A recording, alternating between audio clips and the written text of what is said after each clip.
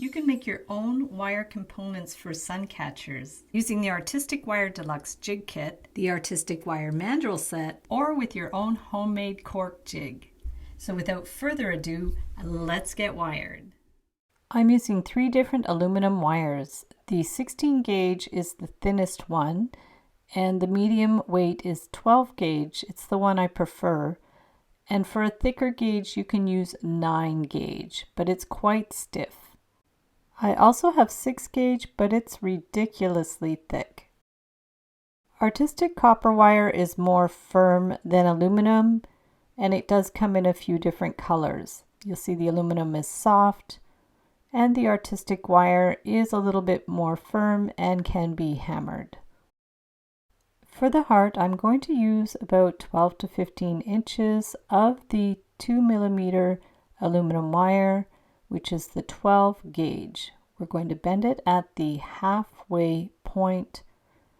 It's a little bit stiff, so we bend it first and then we crisscross the wires to form the loop on the bottom of the heart. Straighten out those wires, bring it around to form the top of the heart. So bring the wire around. This is the largest peg from the jig kit, and we're going to bring the wire around 2 times. Push it right down. Take the other wire and do the same thing. Bring it around twice, finishing the wire going straight down. Now you can remove it from the jig.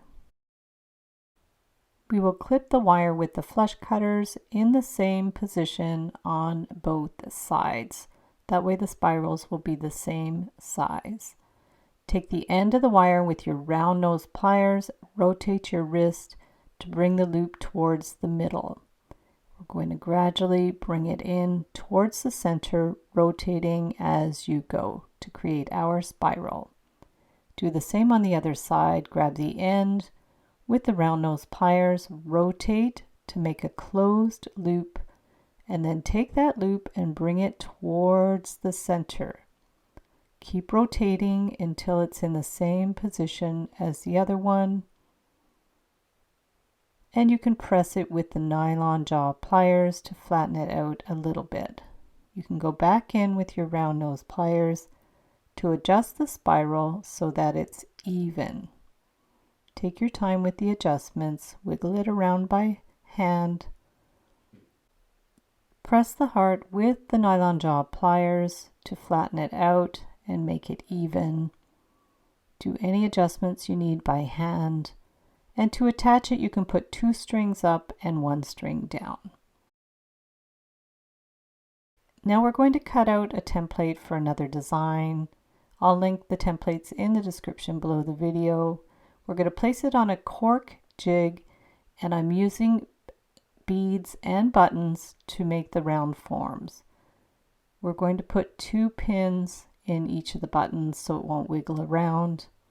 I also have some crow beads that I'll use, and just stick 1 pin in the middle of the crow bead to position it. Set up your jig with all of your beads and buttons and pins. And then I'm getting 12 gauge aluminum wire. You can use about 12 inches, depends on the size of your shape. And we're going to start in the center with the center of the wire and work our way around the shapes, holding the wire down and gently bringing it around the round forms to form our zigzags. You can do this by hand as well, using your round nose pliers, and for the larger shapes you can use a Sharpie or a pen. And we'll just wiggle the wire back and forth until we have our funky shape. And bring the end around the last pin. Remove it from the jig.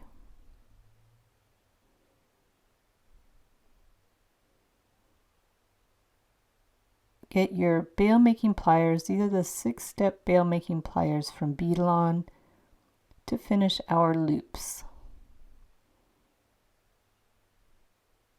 Clip the wire with your flush cutters or nipper tool. You can make the loops a little smaller if you like. Give it a clip. And with your nylon jaw pliers, we're going to press it in place and adjust it by hand so it's nice and flat. It's nice and solid with the 12 gauge wire. Now I'm going to try the thicker 9 gauge aluminum wire, which is 3 millimeters. This wire is very stiff, so don't use your fine pliers with it. I'm using the Beadalon bail making pliers. We're going to start with a loop and do the zigzag by hand.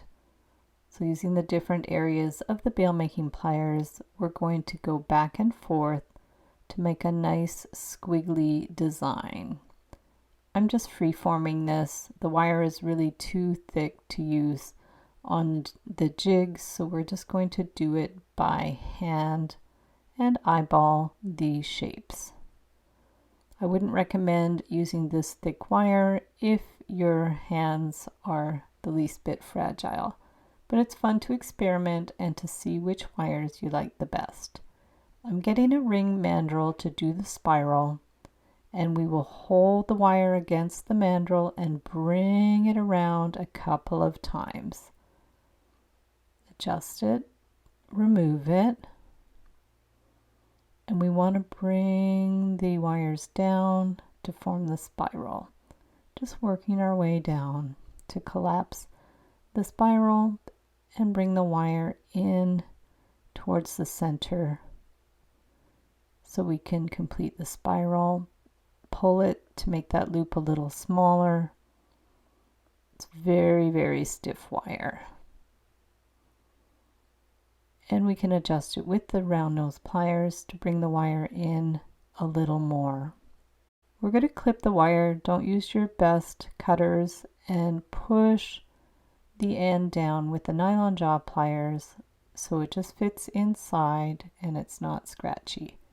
Go ahead and get your pliers again if you need to open up that spiral a little bit more. Might take a little bit of adjusting. Wiggle it around until you're happy with it. Now we're going to do this one on the jig. Put your wire in position and bring it up and down. I left about 2 inches at the top, and we're going to just wiggle it back and forth. And like I said, I'll put the link to all the templates in the description below the video.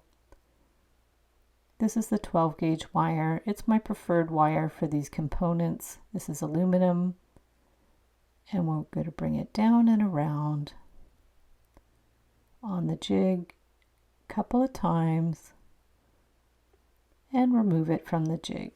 Clip the wire with our flush cutters. Take your round nose pliers, and we want to make a loop at the top. Bring the wire around to make a closed loop, make it centered, clip it flush, remove the end, and take the other end with the round nose pliers and rotate it in to make a closed loop and bring that loop into the center to make your spiral. Continue rotating, push it right in there, adjust it by hand,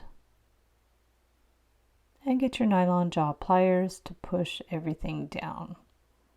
And you'll see the comparison with the 2 millimeter and 3 millimeter wire. Now we're going to do a more geometric pattern. So I have the template. I'm using 16 gauge copper wire, and we're going to just form it around the template using the chain nose pliers. Hold it where we need to bend it, hold it with the chain nose pliers and push to make a nice sharp bend. The artistic copper wire makes really nice crisp bends, whereas the aluminum's a little softer. Hold it where you want to bend it and push against the pliers to make a nice sharp bend. Rotate your template and continue in this fashion so your triangles get smaller and smaller as you go in towards the middle. And we're going to bring the last one down, push it down on an angle, and clip it with your flush cutters. And that end's going to fit right in there. And we'll do the same on the other side, using the chain nose pliers to create our nice crisp bends. Rotate the template, hold the wire, and bend. And once you're done, we'll clip the end, pinch it in with your chain nose pliers. It's already quite firm, but you can hammer it, which will harden the wire and give it a nice finish. Pushing the hammer out as you go, and there's the finished one. And if you want a textured look, you can use the ball part of the hammer to poke some little textures into the wire. Gives it a nice look as well. For the zigzag, I'm using 12 gauge gold aluminum wire, which is the 2mm. We're going to start by doing a loop in the end with the round nose pliers, and get your chain nose pliers to do the zigzags, pushing the wire against the pliers to make a nice sharp bend. Push it right against the pliers and continue going back and forth. You can make the bends further or closer apart. It doesn't have to be very precise. It's just a kind of abstract zigzag, and you can make as many as you like, continuing back and forth until you're happy with it. It's nice when you do a variety of widths. Kind of looks like a lightning bolt. Bring the wire around to make a closed loop. Clip the end flush. Push in that little pokey end. Adjust it how you like. You can bring the zigzags closer together. Press it with the nylon jaw pliers. Going back and forth to make sure it's nice and flat. And there's your finished piece. To create the Suncatcher, I'm using 7-strand 0.020 beading wire and 2 or 3mm crimps. To make it extra secure, put 2 crimps on the wire, add your hook or split ring, and put the end back through the 2 crimps. Pull the wire so you have 1.5 inches or so extra, and then we're going to bring the wire back around through the crimps again to make sure it's extra secure. Grab that end with your chain nose pliers and pull. Get your crimping pliers, and in the first little crevice we're going to pinch the crimp so it bends. We're going to do one at a time. This will make the initial bend in the crimp. It's either concave, and then use the other section of the crimper to close the crimps. It'll press them closed so we have an extra secure attachment, and we can clip the end of the wire. And that's not going anywhere. You can add glue if you want, but it's not really necessary. And now we're going to add our component. So we put the crimp on there, add your component, and bend the wire back. You can do the same double crimping method or just a single crimp if your beads aren't too heavy. Bring the wire back through the crimps, and you can even string it through one of the beads to make it a little more secure. Pull it so there's no slack. And get your crimping tool to press those crimps closed. Doing the same way where you fold the crimp first and then do a half turn and close them up. All the instructions are on the package of the crimping tool too. And if there's extra wire, you just clip it off with your flush cutters. For the beads that are below the component, I'm going to make a little loop on the end and crimp it close. That way we could dangle something else at the bottom as well. So we're going to prepare that by making our loop and putting our beads on there. We're going to put the end through the beads so it's more secure, and then now once it's beaded we can add that component in the middle. So as we did before, you put your crimps, bring the end through,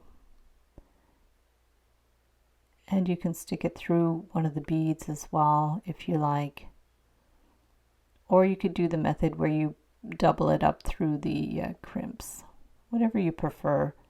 Take the end and pull. Make sure you remove the slack in the wire, and then you can crimp it. So folding the crimp first with the first section of the crimping tool, and then rotate it and pinch it so the crimp is flat. Now you can clip the end of the beading wire. It's also called tiger tail. Adjust it, and there's your beautiful Suncatcher with the component. And to add an extra piece, we have a little dangle from a chandelier. We'll stick some 20 or 22 gauge wire in there, and we're going to bend the wire straight up and then take the end and gently bring it around to secure it and clip it with the flush cutters. Cut the wire to about 1/2 inch to make a simple loop.